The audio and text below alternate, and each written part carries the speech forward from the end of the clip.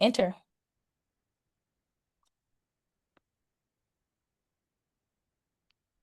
Nice, nice. I see we have a combination of some of the things. We share power and agency. I guess I'm leaning into we're always family first. It's a little cutie on the call today. So, hi. And so we love the kids. Although mine's is not here with me. She's at school, which is good. So it works out perfect. Okay, so we're gonna go into our next, which is what is sport? So as we know that 1 in 5 college students is a parent, and so we have a community design and circle that has been designed by student parents and for student parents to lead the way towards real systematic change in higher education through connection, collaboration, and design. So we have a space and circle where student parents communicate with one another and support each other. We also have compensated opportunities that we offer to them to share their stories, and of course their voices are being heard, and then their expertise. We also have like workshops, resources, and supports for like just solely student parents, and then for higher ed practitioners and ecosystem professionals, we have a community space just for them to talk about what's going on in their world and learn from their peers and student parents, and then also just tools and community challenges to support their journey with helping student parents. We also have webinars like the one we have today, design sprints that we offer in our community, and the community conversations to go along that they can share out to. So of course, let's dive in. So this is another chatterfall. So how confident do you feel in your ability to identify and implement Title IX policies that support student parents in higher education? 1 being not at all confident, and 5 being extremely confident. And so I'll give everyone a couple seconds to type in the chat what is their confident range. And then when I mash when I say enter, then you'll enter it. Okay, go. Okay, I see some 4s, see some 3s. I'm probably at a 2, like some people as well. Title IX is a tricky policy when it comes down to different things. Okay, so now we have a special speaker that I would like to introduce you all to. She's an attorney from Bricker Graydon with deep expertise in Title IX, civil rights, and higher education compliance.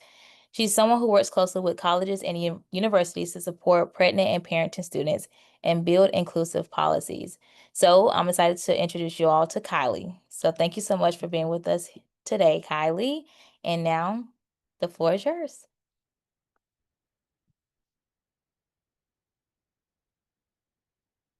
You're on mute, Kylie. Course I'm muted. We're 5 years out of it, and I still forget to click the unmute button. But thank you for that lovely introduction. My name is Kylie Stryffeler. Like Brianna said, it's so good to be here with you. And I love that you said give the floor to me, because I think that that's a perfect transition into what Title IX is. Title IX is the floor. Title IX is kind of the bare minimum of what we can do and expect and provide for students on our campuses. And there's really not a whole lot of meat to the Title IX regulations themselves when it comes to pregnant and parenting students. So I'm going to run through some of this just a little bit quickly, because I know we've got a lot of really good conversation in store for us today. Title IX in its barest form is a federal law that prohibits discrimination based on sex for colleges, universities, any really education program that is receiving federal financial assistance. And what it says is when our students are on our campus, when we have recipients that are taking money from the federal government, we are not going to be treating them differently on the basis of their sex, which includes a whole host of things. It's going to include parental, family, or marital status, pregnancy, childbirth, false pregnancy, termination of pregnancy, and recovery therefrom. This is a dated statute instead of regulations. The regulations that we are working from for pregnancy and related conditions and parental and family and marital status are the same as they were in the 1970s when these regulations were first passed. They have not been updated since then. Now you might be thinking, wait, I thought they were. They were updated in the 2024 regulations, but those regulations are not being enforced. So we are working off of the 1970s definitions and terms. Being a parent and having children looks very different now than it did back in the 70s. Of course, there are things that are the same, but higher education and education in general is also just very different now than it was when these regulations were first passed. And so they don't really do a lot for us these days. The 6 bullet points on the slide really cover the bulk of what the regulations themselves say. They say we're not going to treat and people differently at our schools based on their status of being a parent, having a family, or their marital status. So we're not going to prohibit people who are fathers from applying to certain educational programs at our schools anymore. That would run afoul of the regulations. We are not going to discriminate against people based on their pregnancy, childbirth, false pregnancy, termination of pregnancy, or recovery from. That looks a little bit different, right? Because what does that actually mean? I'm going to talk about how the department has said that they interpret these regulations on the next couple of slides. Generally, it says if you have an education program that you are not going to be requiring certifications, that somebody is physically able physically or mentally able to continue to participate in that education program unless you require those certifications of all students. So for example, if you have a student who just had a child and they are coming back to school, your educational program cannot say that you have to get a doctor's note in order to return back to the program, unless they do that for every student who just had a serious medical condition or something that required the treatment of a physician.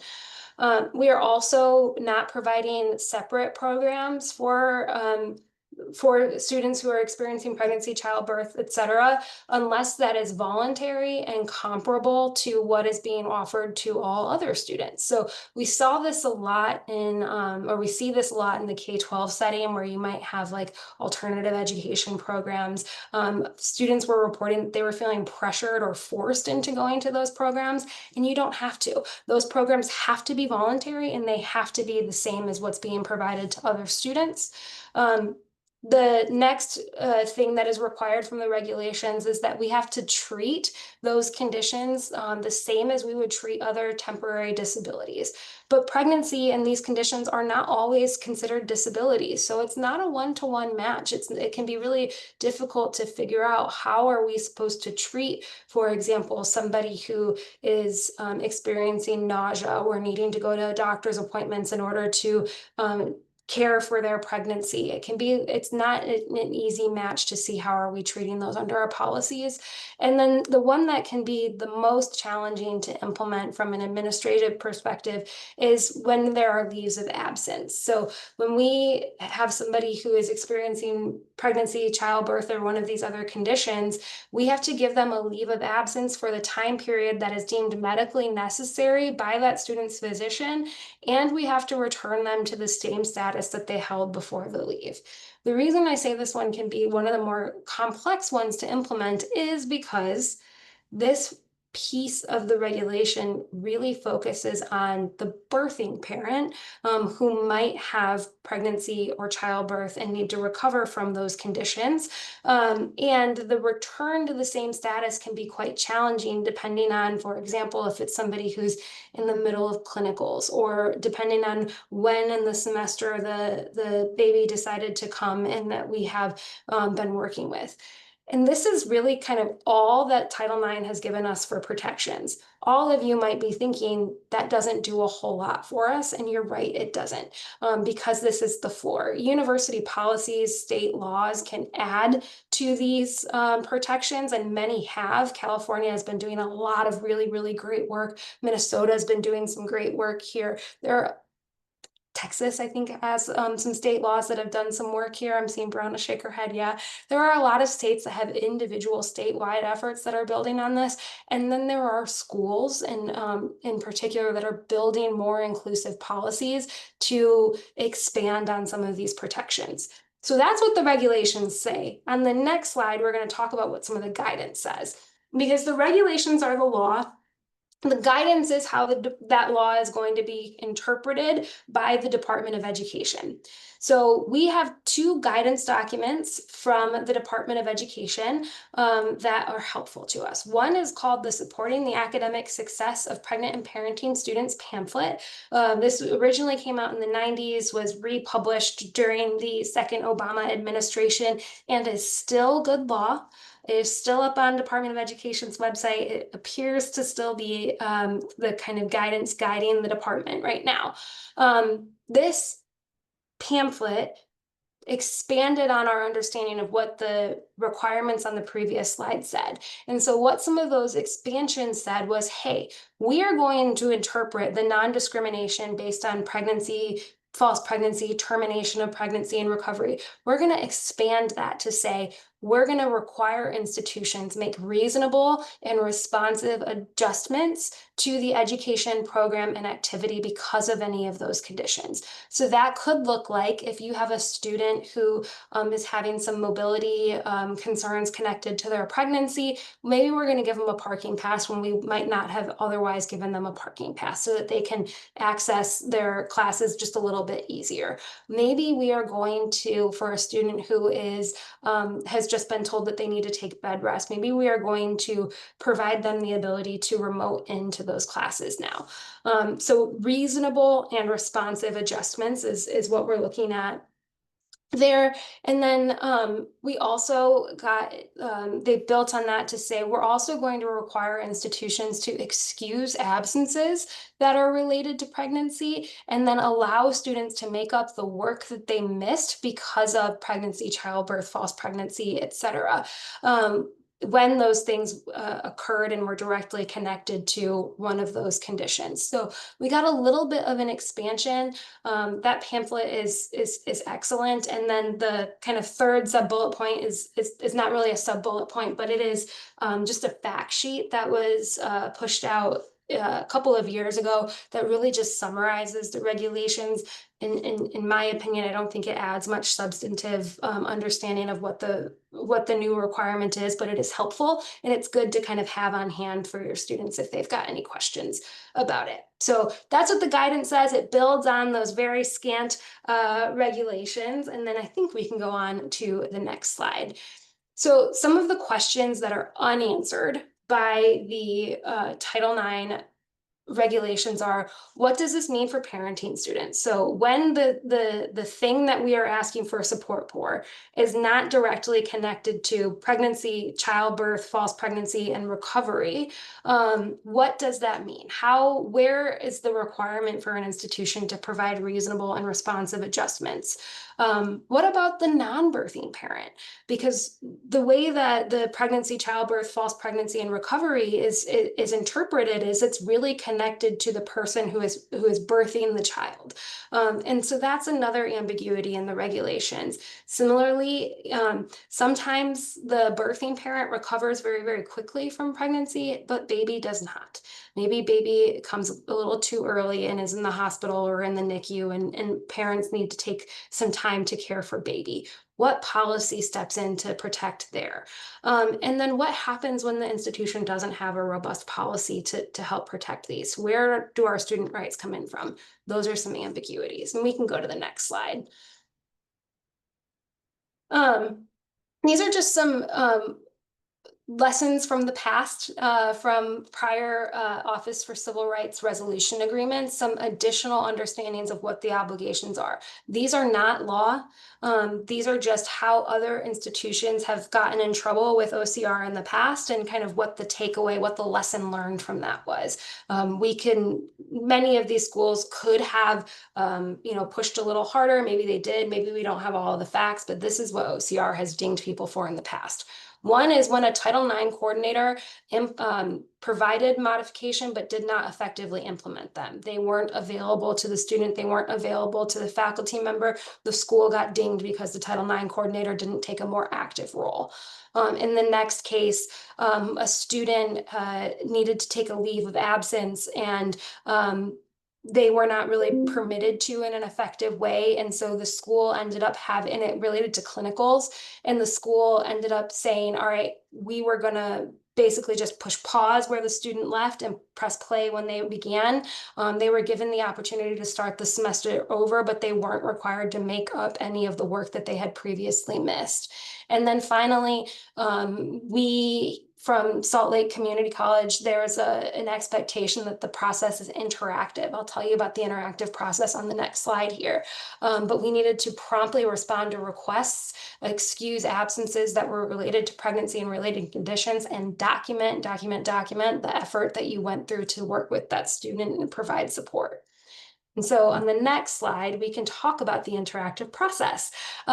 This process is really, this is the ideal scenario. This is what should be happening when students reach out to Title IX offices for support. That is, they get a report that a student wants support and needs support. The Title IX coordinator, I've abbreviated that as TIC-C, meets with the student and they evaluate that request. They see what are the student's needs, what are those needs connected to, and how can we work with them. Going around the bottom, the Title IX coordinator is then going to take what they learned from the student and they're going to talk to the faculty. They might talk to the program itself. They might review program requirements and say, yep, we've looked at this request. It is reasonable and it is responsive and it doesn't fundamentally alter the program. So we're going to implement that. They're going to take those options back to our student and say, hey, these are what we can grant for you, and then you're going to effectively implement those. And when I say effectively implement, I'll give you an example of what's not effectively implementing. And that is if you tell a student who's on bed rest, hey, we're going to get you remote access to this class, and then the faculty member never turns Zoom on, that's not effective implementation of an accommodation, and that would be run afoul of Title IX because we haven't actually done the thing that we've told the student we would do. And then I said repeat steps 1 through 4 if necessary, and that is because pregnancy changes as it goes. Your needs at the beginning of your pregnancy might not be the same at the end of your pregnancy and might not be the same as in your recovery from pregnancy. And so if your accommodations are no longer working for you, you can request that those accommodations be updated and you basically go back to the start and start that whole interactive process all over again. So that is the ideal Title IX, how it should work, with it being the floor still. And so I think with that, I think we transition into our first activity. Yes, I am about to take us right into our panel discussion. So we're going to jump over and look at a different screen from our slide deck. Before I do that, I want to quickly have our student parent panelists introduce themselves. Hello, panelists. I'm going to just call on you, tell us your name, kind of where you're based, what you're doing with school, and your favorite thing about being a parent. And Lauren, since you were up on that screen first, go ahead. You are up. Hi, everyone. My name is Lauren Williams. I'm a recent graduate from UC Davis, also a student parent. And currently, I am in my job search phase. So, wish me luck, everyone. We do wish you luck. Anna, tell us a little bit about you. Hi, everyone. My name is Anna Camino, and I just graduated with my bachelor's in psychological science with a minor in criminology, law, and society from UC Irvine, which is based out in California in Orange County, which is very close. It borders LA County. And then I will be starting my master's in innovation and entrepreneurship this fall. It's a one-year professional program, but it is still here at UC Irvine. And I am excited about that because I get to stay living on campus with my children. We don't have to move out, which is very important for us. But my favorite thing about being a parent is just being able to come home and have someone be happy to see me. Well, at least the 6-year-old. I don't know about the 17-year-old, but I like to say that deep down inside, she likes to see me come home with goodies. So that's it They for do. me. Thank you for letting me share. Thank you so much, Anna. I do think that especially if we have snacks, our 17-year-olds are still interested in talking to us. Ariel, so excited to hear from you. Hi, everyone. My name is Ariel Ventura Lazo. I'm based out in Alexandria, Virginia. Um, where I'm at with school, I actually graduated from George Mason University in 2023, although that was not a short journey. Started in 2014 at a nonprofit, with the help of a nonprofit for student parents called Generation Hope, which is where I currently work right now, and I case manage young parents to do the same and graduate from college. So I support young parents currently right now. I'm excited to do that. It's a very fulfilling and full circle moment for me. Favorite thing about being a parent, I think the summer times are always fun, like during this time, because we really just get into anything. Probably one of my favorite memories this past week is my daughter giving me slipping me a sticky note that says VIP pass to the club, and she puts on like this fake red velvet rope on her door to her room, and she has like a little DJ set, puts on YouTube music, and she just invites her brother and myself to go party in a room at 8 o'clock, and I'll be the one to order the pizza. So it's like a pizza party kind of a thing. Interesting to see how young kids transcribe things on their own, right? I love that so much. I definitely now am immediately looking on Amazon to find a red velvet rope for my bedroom. Thank you. Um, thank your daughter for me on that. And then Kristen, you are up, dear. Thank you. Gosh, that's so cute. Well, my name is Kristen, and I am a new student parent. I'm holding little Athena who just fell asleep. She is a little over 12 weeks old, and I've been at the University of Texas, Rio Grande Valley, pursuing my doctorate in mathematics and statistics with interdisciplinary applications. And my interdisciplinary applications are like a lot in like material science and in like engineering and manufacturing engineering. We're just trying to figure out intelligent ways to like go through like a bunch of combinations, basically. And I am doing a joint dissertation with like Lawrence Livermore Lab, National Lab. So that's the little L in the picture there. I love it. I love what I do. I want Athena to know that she can do anything that she wants. You know, she sets her mind to it. And my favorite thing of being a parent, of being a mom so far, I think is just like when little girl looks at me and she realizes it's me, she just does this like full body like jump and like her hands are in the air and she just smiles with like her full like self. Like it's not just like her mouth, like it's like her whole face. I love it so much and I'm so grateful. Thanks for having me. Thank you so much. We're so glad to have you and the baby here.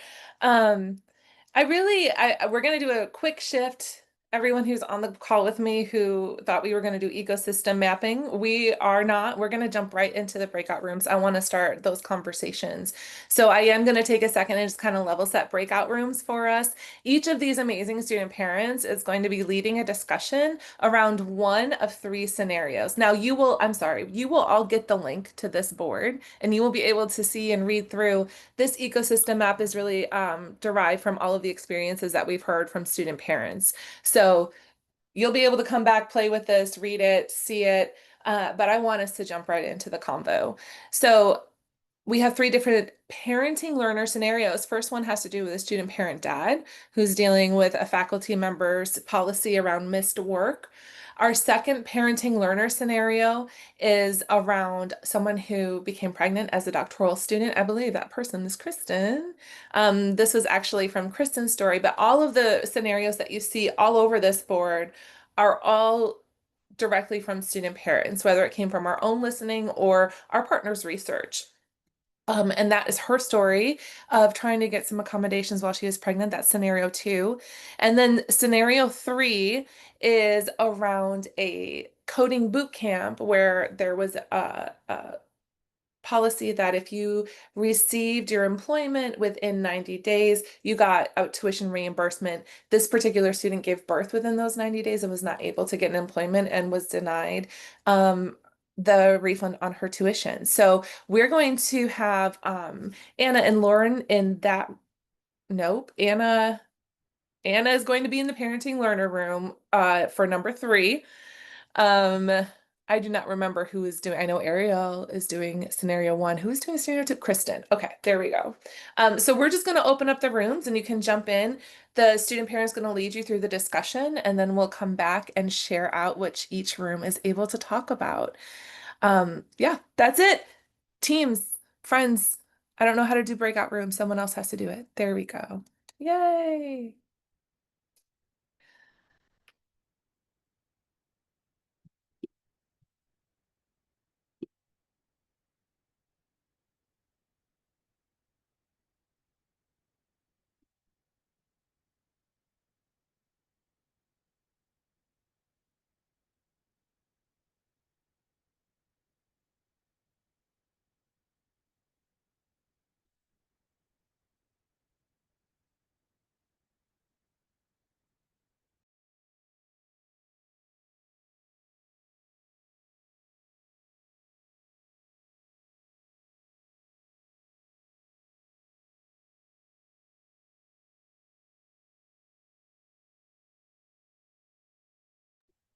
Marianne, it should be open for you. It says that you haven't yet joined. Breakout Group 2.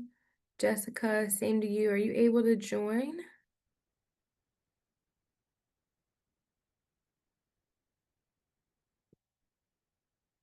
You should be able to join room 2. Rebecca, can you pull up the breakout room, like settings panel? I wasn't able to not assign you to a room, so you would just have to leave. So you can just stay here, and then if anyone else comes in, you can just move them there.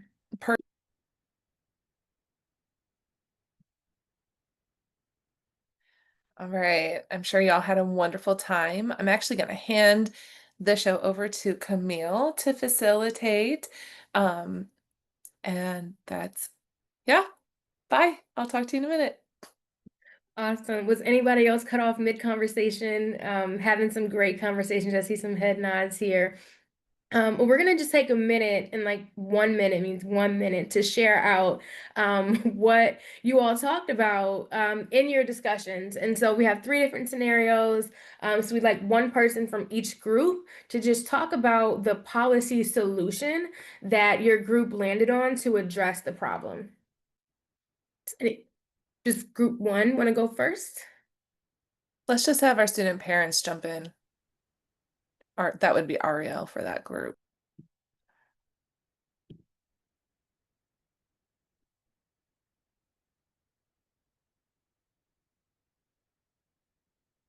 All right, well, Ariel might be getting situated, so we want to jump over to group 2 in the meantime. And we had the expert in our room. Yes. Yeah, that would be wonderful. So I would love to just elaborate and first thank Kylie so much for her wonderful comments. We had some really excellent discussion, and we were talking about the net of it all is that there's a lot of onus on the student. Like, even for something like having to provide a note for proof of lactation and things like that. I mean, I just can't imagine. There's already so much extra responsibility on the student parent as it is, of learning, navigating how to be a mom, like learning how that impacts your ability to be a student. And then on top of all of this, trying to provide all of this information to share what should be obvious. I don't know. But anyway, the root of the problem is a lot of that, having the awareness for maybe the student parent of being able to advocate for themselves, of what are their rights. There's Title 9 rights, there's Title 7 rights, right? So having that awareness of here, this is the Title 9 officer, this is the Title 7 coordinator, right? But there's still just a lot of responsibility on that student to being able to say, hey, this is what I need versus, maybe the school, the institution could be a bit more proactive. Like, hey, we think maybe this is actually what you would need. And I think what's complicated, especially in my specific case, is being that I'm a grad student. There's a very difficult, it's difficult to really identify exactly what a graduate student is doing and properly advocate for that. Like, forget about it if I was a teaching assistant, like a research assistant is complicated enough, but there is no like HR really involved, right? That's kind of so Kristen, no, thank you so much for sharing. I don't mean to cut you off. Maybe no, we'll it's have okay. It's okay. Thank you back so to the much. end. Want to make sure that everyone else gets a chance to share. But thank you so much. We can tell you're passionate about this topic. Want to give Ariel, do you want to jump in now? Or Lauren. Lauren was in that group too, Lauren. right? Okay, Lauren. Was not in group 1. I was in group 3. Sorry. I lied. Brianna was in group 1, yes? Yes, I can jump in if needed. Please, thank you. Okay, so just the root of our problem, we came up with test policies, high versus low stakes, the lack of understanding of student parents and their situations in general, and then how are we training professors? That was a good point. Professors not really identifying, what's needed on behalf of representing student parents. As far as some the Title IX issues was not giving dates for makeup work, and then also not acknowledging, that there was a sick child. And as far as just solutions that we identified, just overall faculty training on inclusive practices, and then also just promote a campus-wide culture of empathy and understanding. Amazing. Thank you so much, Brianna. All right, group 3. That's where we have either Lauren or Anna. Okay, so I want to Go ahead. apologize because I know we didn't do a lot of the talking. I was struggling getting my stickies to work, and that took me forever. And I meant to come back, but initially the root of the problem is that a student was financially penalized for not being able to complete a job search requirement, because they became pregnant. And there was no academic policy, like an academic leave policy for these students. So from what I identified in the policy rewrite, we have students that were able to say that there shouldn't be a financial penalty for parents that become pregnant.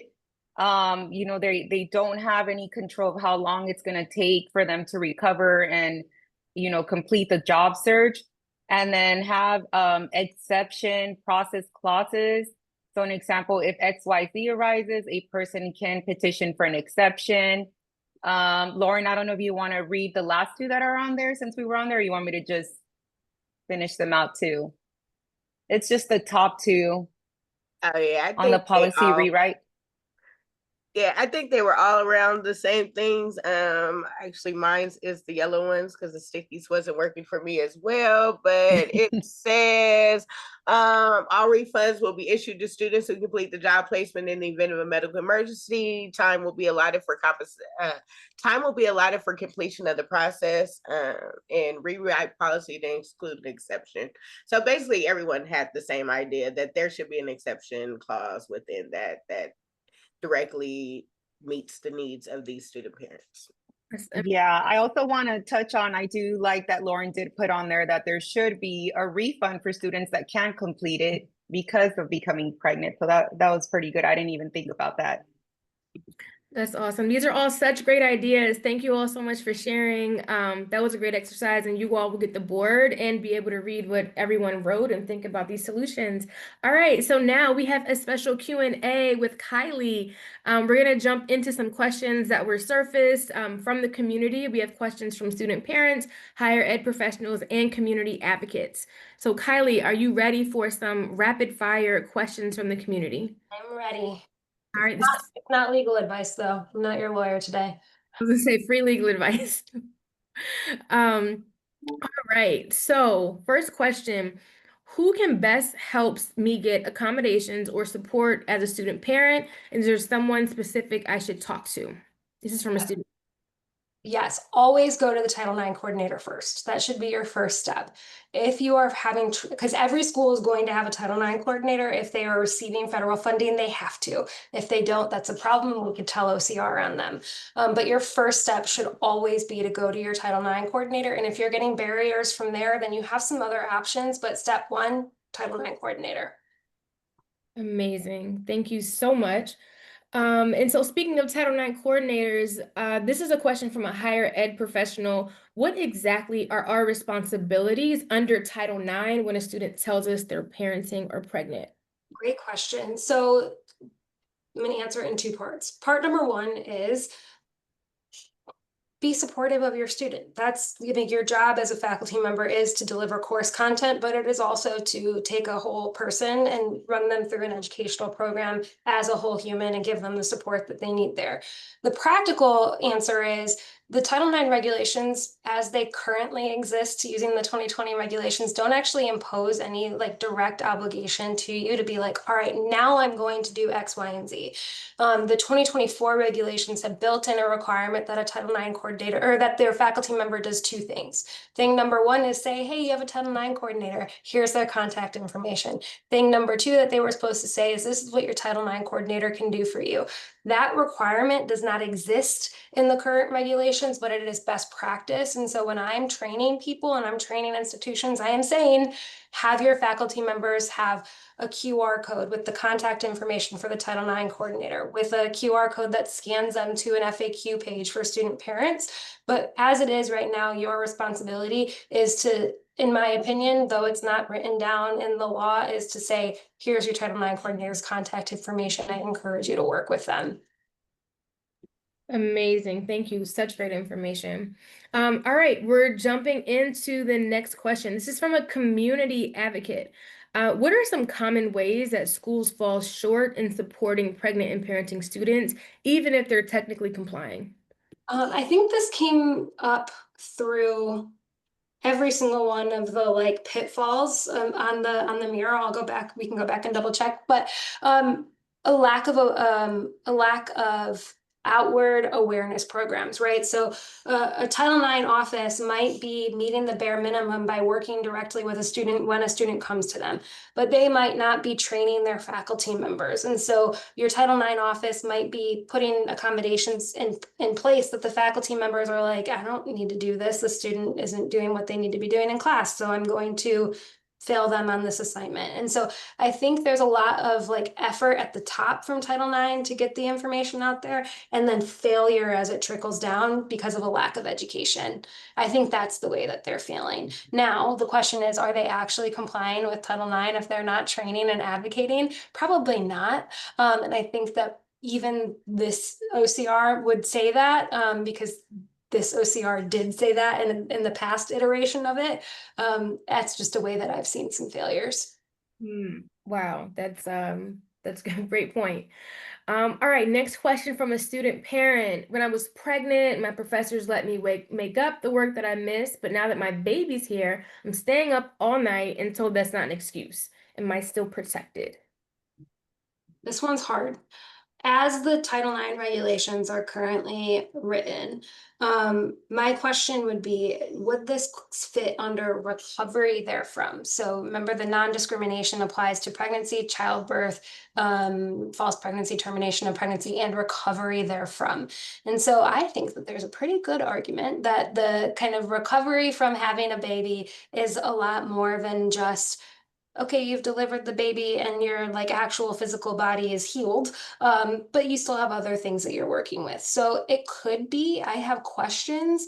I think my takeaway from this question is it's probably not covered by Title IX, but it probably is covered by your institution's ethic of care and desire to support student success. So it might not be rooted in policy, but it probably is still going to be covered in I think this came up earlier, goodwill. Also, the dog that is in my office is snoring, and I'm sorry if you can hear that right now. No, we can't hear it, but that's so great. I didn't even know that office existed. Ethics of care. Wow. All right. So our next question is actually pretty similar to something that you've already shared around, does every school have a Title IX coordinator, their roles and responsibilities? So we're gonna go past this one unless there's anything else you'd like to add here. I think it's just something that you wrote in the chat, which is so important. Your Title IX coordinator's information must be publicly listed on your website with the way the office, how to contact them, who they are. And so if you don't know, literally just type your school's name and Title IX coordinator, and that should be like the first thing that pops up online. If it's not, that's a problem. Awesome, awesome. Thank you for that. So going to the next question, I could be 100% wrong, but I think only federal schools that get federal funding have Title IX coordinators, maybe. And so maybe this kind of relates to more privately funded schools. But this question's from a community advocate. What protections are missing from Title IX that community advocates can push for at the campus and policy level? Yeah, I think for me, two things are missing the most. One is for non-birthing parents, there is not a whole lot of protection built into the regulations, and that is a real barrier. I think it's a huge barrier for our students and as they're going through, because there's almost an expectation, well, because your body did not do a thing, you don't get protection under these policies, but you're still experiencing a lot of the same thing that the birthing parent experienced, the sleepless nights, the medical appointments that they have to go to care for baby. I always advise my clients to take a human approach when those types of requests come in and really kind of work with the students. But from a policy and law perspective, that is missing. And I think we see that missing for employees, students, et cetera, from the top down. And then, yes, Title IX itself does only apply to recipients of federal financial assistance. So think of any school that's taking money from for like student financial aid or research grants, things like that, that's going to impose that obligation. So that coding question was actually really interesting. The third scenario, because I was like, is that a federally funded program? What does that look like? I had so many like basic Title IX questions for it, but that's missing. The other thing that is missing is that first year of baby's life is really, really hard for both parents, but also for babies their little immune systems are weak. And so they're getting sick a lot, and parents aren't sleeping, and their bodies are doing things that are hard and that they're recovering from. And so that flexibility that students get when they are pregnant with baby is just totally missing in that final year, and that can be really hard. I was working with a student who is pregnant and caring for an infant, and everything that she's currently experiencing is connected to caring for the infant, not actually the pregnancy. And so the school is pushing back a lot on the type of support that they're giving, and that's another spot that's missing. Yeah, that is 100,000% on point, just all that you go through after having a baby. All right, we do have a few more like really amazing questions, but I know that a few of you have to also go at the top of the hour. So wondering if we can come back to these last three questions and just have one final closeout question for the audience that's here now. It might have to drop off. So we asked you at the beginning just what your confidence level was with identifying and implementing Title IX policies. And now we want to hear, after these exercises, after all that Kylie has taught us and shared, how confident do you feel in your ability to identify and implement now? And what's one concrete step you can take to better support student parents? So type your number in, and then on the count of 5, we're going to all post it at the same time. Ready? 5, 4, 3, 2, 1, go. All right, seeing lots of increases from a 2 to a 5, and that's fantastic, especially as a student parent. Some 2s to 3s, that's awesome. So feel free to continue to, just share. how, you feel that this has increased your level of understanding. It's now 3 o'clock, so if you are one of those people that has to jump off, we absolutely respect that. And just continue to please follow us on Spork, join our community, participate in some conversations with us within our design sprints, and then please save the date, September 24th, for our Parent Awareness Month big event. All right. So if you have any other questions yourself, please feel free to drop them in the chat. And then those of you that don't have to jump off, we have some bonus time here with Kylie to keep going through these questions and then even have a bit of a community conversation about what we can all do in our individual spaces. So Rebecca, if you can go back to slide 18, want to make sure we understand the protections that dads have as well. Yes. So, And can I also ask, can I address a question that was in the chat too, that I want to make sure we give a voice to, because it's kind of silent and I think it's important as well. Someone asked, I think it was Lauren, had asked, what about lactation needs under Title IX? So under the 2020 regulatory scheme that we are currently under, I say that that is part of the recovery therefrom. So I will provide students with intermittent breaks to handle lactation needs, because that's recovery. Your body is doing a thing that it's supposed to do because you had baby. So I treat it that way. Under the 2024 regulations, there was a specific call out for lactation needs and giving breaks for lactation needs. But that piece is silent in the current regs. But most practitioners are going to give those protections anyway. For the question of, I am a dad, do any of these protections apply to me or just the persons who gave birth? I think you might know my answer based on some of the things that I've said so far today. The Title IX regulations, as they are currently written, when it comes to providing reasonable and responsive adjustments because of pregnancy, childbirth, false pregnancy, and recovery, is really written through the lens of the birthing parent. So this is frankly, it's a weakness in the regs. Now, here's something that would run afoul. If a school had a policy that said birthing parents who have a baby are able to have intermittent absences after baby is delivered to take baby to doctor's appointments, but they limit it to the birthing parent, the mom, to use the phrase in these slides. That might run afoul because it doesn't provide that same grace and that same benefit to the dad or the non-birthing parent. So because at that point, you are denying the ability of somebody to do something because of their sex, right? So birthing parent gets to go take baby to doctor's appointment, non-birthing parent doesn't. Discrimination based on sex, that violates Title IX. So there's some wiggle room, but not a ton. Great question. Hard question. I hate that question. yeah, hard question. Thank you for sharing. So our next question is from a higher ed professional. How should faculty handle situations where they're unsure whether a student's request is reasonable or not? Kylie Stryffeler, the human, would say, if you're unsure, then it's probably reasonable. The Kylie Stryffeler, like attorney trying to mitigate risk for an institution, for a faculty member, and also trying to and when I say mitigate risk, I mean mitigate risk from like an accreditation standpoint of if I'm worried that an accreditor might be coming behind me and second guessing my decisions, I might be thinking of, I'm going to document my decisions as best I can. I'm going to say, look, a student wants to attend this class remotely. I can deliver this class remotely because I can provide notes beforehand. I can Zoom the student in, and I'm going to explain, I don't think that that's a fundamental alteration, and here's why.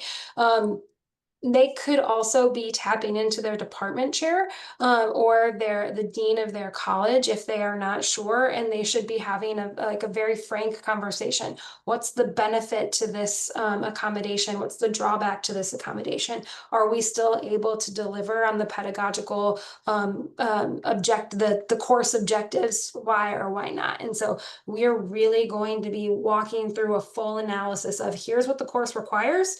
here's what the accommodation is, and here are the decision points that we made. And if you're a faculty member, you're putting that in an email to the Title IX coordinator. Here's my thoughts. You're writing a memo to your file to document that.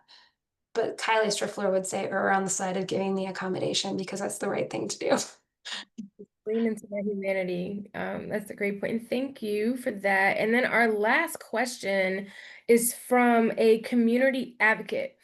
How can we hold schools accountable if we see patterns of discrimination or barriers for student parents? Couple of ways. Discrimination based on sex violates federal law. You have a Title IX, your schools will have a Title IX policy. Your Title IX policy is going to prohibit discrimination based on sex. So you can make a complaint to your institution that you think that you have been discriminated against based on your sex. If that doesn't work, you can go to OCR, the Office for Civil Rights, and with the Department of Education, and you can file a complaint with them that says, hey, I think my school is discriminating based on sex. Here's why. That is a slow process at the moment. They have not resolved a case on pregnancy related or this section of the regs since 2023. So it's been about 2 years now since the last one, and that does not seem to be an enforcement priority for this iteration of the department. And then you can always get a lawyer. That's your third option. I am a lawyer for schools though, so I always am like, these are your rights. You have these rights. You absolutely can do these things. But then as my lawyer for the institution, I'm like, don't sue us. We can fix it in a different way. But those are the tensions. Wow, that does sound like quite the tension. This has, been absolutely fantastic. We can, go back to gallery view to just have more of a open conversation about this. Thank you again just so much for all that you shared. The floor is open to anyone that has questions or comments. And I'm just on that last point that you shared, like, are there attorneys that work directly with schools to represent student parents in these situations? Oh, what a great question. So, a couple of things. There are organizations that have specific focus on supporting pregnant and parenting students. And those folks do such an amazing job advocating for students. I'm thinking Pregnant Scholar is a great organization that works both directly with students and directly with institutions. A lot of the firms that do this type of work sit in this weird spot where they are either always on the other side of the V from the institution, so they're in a little bit more of an adversarial posture with the school, or they're like me, where I am trying to help the school do what it should do but I'm still kind of working with the school to say these are your limits. You can build a policy that is more supportive. But here's what you should do. And I'm really more on the side of the school in those situations, trying to make them be better, not necessarily the side of the student. But Pregnant Scholar is always one that comes to mind. Awesome. Yeah. Great question. Yeah, no problem. And to that awareness piece, how aware are student parents of, these organizations? So, okay, Ansara, saw your hand first, and then we'll go to Lauren. What's your question? Yeah, I had my question is, do you know if there is some sort of, or if there is a statute limitation, like if a student has been discriminated, like a pregnant learner has been discriminated on, do you know if there's a statute of limitation of when to I guess, file a claim or case or do something with them? You're quizzing me on my federal rules of civil procedure, and I don't know off the top of my head the statute of limitations for a Title IX lawsuit. It's either 2 or 3 years. You're going to have to get specifically, it's 2. I'm seeing Lauren with a 2 held up. It's pretty quick. It is pretty quick to bring that complaint, but you should always be consulting with an attorney directly, because you might not know exactly when the impact of that incident ended. So when the statute starts and ends is actually kind of a gray area. So if you're unsure if you're still in that spot, definitely talk to a lawyer and see what your options are. Go ahead, Lauren. Sorry, Camille, I just like jumped over you because I saw a hand up and I got excited. Just, back to the breastfeeding one. So I know California goes above and beyond federal Title IX. They're one of the states that always goes extra. So having lactation spaces, is that a requirement under their Title IX? I know in California, if you have so many employees, you're supposed to have lactation spaces, but that's for the employee side, not necessarily for the student. And then my second question is, if you have gotten awarded paternal leave from EDD, because dads do get paternity leave now, are you able to use that at school? I don't know what EDD is off the top of my head. That might be a California specific name, but Employment Development Office, but maternity leave. yeah. So couple of things. I'm going to take the lactation space question first. So Title IX does not require explicitly that schools make a lactation space, like specific spaces available based on, the number of students or something like that, in the same way that the Fair Labor Standards, PUMP, and some of the other federal Title IX or federal pregnancy employment related laws do. That said, most institutions that the ones that I'm working with, I'm saying, look, if you're already making a lactation space available for a faculty member, do it for the student. You already have it. You can do it. It's fine. Go do it. Or I'm advising that they get like the temporary lactation spaces, like the little nursing pods and things like that. So there's no explicit requirement. It was under the 2024 regs. I missed the 2024 regs. They did a lot for pregnancy and parenting. A lot of it we were already doing anyway, but they codified it and then expanded. So under the 2024 regs, you had to make a lactation space available, reasonable lactation breaks. My perspective is, if I'm providing somebody with reasonable breaks to handle lactation needs, I don't want them doing it in a bathroom. I'm going to make sure that they have access to a space. And I'm going to encourage my coordinators to do that. So no, and it's going to happen. And we're going to advocate for that. What about paternity leave? Oh, paternity leave. Thank you. Sorry, you had a two-part question. I got excited about the first. The second piece is typically, and without knowing kind of the specifics of the type of leave, typically leaves for students and leaves for an employee are going to be handled differently and under different policies. And so just because somebody gets leave from their employment does not automatically mean that they're going to be getting leave from their academics. Now, there might be policies at the institution that specifically address leave for a parent, a birthing parent or a non-birthing parent, but the two are not dependent on each other. Great question. Questions, plural. Do you want to take the next one? Stephanie. Hi. Thank you guys for hosting this. This has been super duper informative, even for me. So I work with student parents in post-secondary education, and currently in Louisiana, they don't have any language that, or even policy or data collection for a defined term of student parent. So my question is, from the Title IX with the institutions that are surrounding, do you guys have a definition for student parent? Is a student parent with dependents? I'm just trying to see what the definition is that we could possibly give to other institutions to have something to identify this population on their campus, because they don't have for it. They don't. And I know that there's a lot of people doing really good work on data collection. Title IX does not define what it means to discriminate on the basis of parental, family, or marital status, nor does it define what pregnancy, childbirth, false pregnancy, termination, and recovery therefrom are. And it also doesn't have a corresponding data collection component to it. That was something that the 2024 regulations tried to fix. They gave us definition for pregnancy and related conditions. They gave us definitions for familial status. We don't have that under the current regs. I know that there's a lot of folks doing really good work out there. Some of the other people from Ed Design Lab or Sporg are able to jot some of those in the chat, but there are some people who are doing some good data collection. And it might be helpful to align definitions. Thank you so much. like national expert in data collection, just had to hop off at 3, but we can get you, you know, a better answer for that. After this, Anna. I want to know if my Title IX coordinator is someone that I can go to if I'm having, I guess, babysitting issues.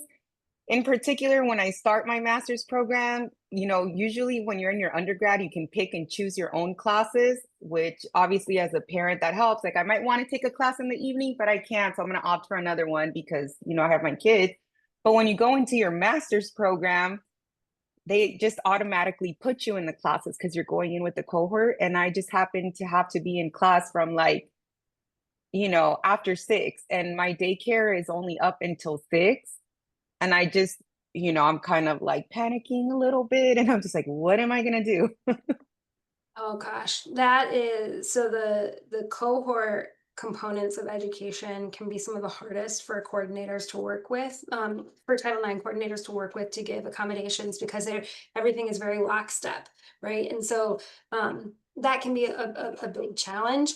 Your Title IX coordinator for childcare is probably not going to be the person who is able to get you the childcare, point you in the right direction, or require that a program change your schedule because of the, you know, as a reasonable and responsive adjustment, because it's not directly connected to the pregnancy, the childbirth, etc. It's kind of in this area where it's like it's more parenting rather than the medical conditions piece. That said, I still always direct students to go directly to the Title IX coordinator because your Title IX coordinator is going to be the best person, in my opinion, at the institution to know what supports are there. So they might be able to point you to, you know, a childcare on campus or some other resources in the community that can be more helpful to you. They're really, really or they should be in the ideal world, very clued into the community and what other things that, you know, maybe they can't do, but maybe somebody else can help with. Also, in an ideal situation, your coordinator is going to have built up a lot of goodwill with the other members of the community and might be able to uh, pick up the phone and call somebody to see what help they can do for you. It's not required by the Right. regulations, or likely not required by the regulations, but it could be that just holistic. We have a whole person in front of us that we recognize. The regs don't always speak to directly. Yeah. Okay. Thank you so much. These are such great questions. Please keep them coming. On that last note, though, is there anyone higher than the Title IX coordinator? Like, if the Title IX coordinator is just not being helpful and you know you have rights, like, can you appeal anywhere else? What a great question. So the Title IX coordinator is the person at the institution who has been charged with the institution's obligation to ensure that there's no sex discrimination on campus. The buck stops with them when it comes to ensuring that there's no discrimination. However, they always have a boss. Every Title IX coordinator has got a boss. Now, whether that is the president, the board of trustees, OCR telling this Title IX coordinator to do their job. Maybe it's every institution kind of houses their Title IX coordinator in different spots. Sometimes the Title IX coordinator is a vice president. Sometimes they're an assistant vice president and their boss is the vice president. So yes, and I think for me, if a Title IX coordinator is failing at their job, you've got a couple of different options. One, you can go to OCR, you can sue, or you can submit a formal complaint alleging sex discrimination. Those are your kind of options there. Awesome. And how accessible do you say like OCR, the Office of Civil Rights, is? A lot of this has to do with awareness. Like, I didn't know any of this existed when I got pregnant. So at any time, any person can submit a complaint to the Federal Department of Education's Office for Civil Rights. Anytime. Whether that complaint gets processed is going to be a different story. I will be transparent with you that the Office for Civil Rights has been heavily impacted by reductions in force. And so complaints are moving a lot slower than they have in the past. And so we just haven't seen a lot of movement there. and they have different enforcement priorities right now. So I can't guarantee that they're going to look at your complaint very quickly. Sometimes it takes a very long time. If we're in a very unique point in history when it comes to the Office for Civil Rights. Or well, I can ask questions all day, but I won't. Does anybody else just have anything for the good of the group? Any comments? Like, what does this make you thinking now? We have a bunch of community advocates on here, some former higher ed people, so lots of student parents. Like, what do you all think? I think this has been really good, and I would love a copy of this recording. I may not be a student anymore, but I still advocate for students all the time, and I would definitely be able to use this. Yeah. Yeah. If I could say something too, the reason I love this organization so much is because I think that you all and the folks who participate in these conversations do such a great job of holding institutions to higher standards than the regulations do. And so I would say that as you go back to your communities, your Title IX coordinators and your Title IX policies are shifting. They can be modified. Your institution and your community can decide, hey, those regulations are the absolute floor. We want better. And you can start advocating for those on a campus by campus basis, or you can go to your state legislatures and say, hey, look at what California did. California has gone above and beyond in a lot of different ways. Let's start bringing that to our state. I think this is one area that's pretty bipartisan. And so you might get a lot of really, really good support by that really like grassroots organizing. So take some of these conversations, advocate at a local and community level. Dropping all these gems. Thank you so much, Kylie. That sounds like a perfect note for us to wrap up on. Last call for any questions. We will stay on for a couple more minutes if there are more questions, but thank you so much to everyone for coming, and we will send out the recording.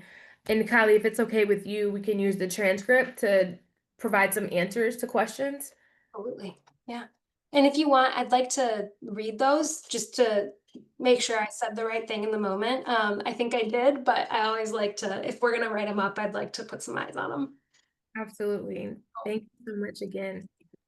That's very lawyer of you. Have a great day, everybody. Sometimes I can't control it. She just pops out as a lawyer all the time, and everyone's like, "Oh God, she's a blast at." No, I got sent a contract yesterday. Mind you, I'm not a lawyer, but I do read a lot of laws. And so they were like, "Yes, we're waiting for your response." And I was like, "Hold on, let me read it because I will not respond without reading it." Have a great day. Bye.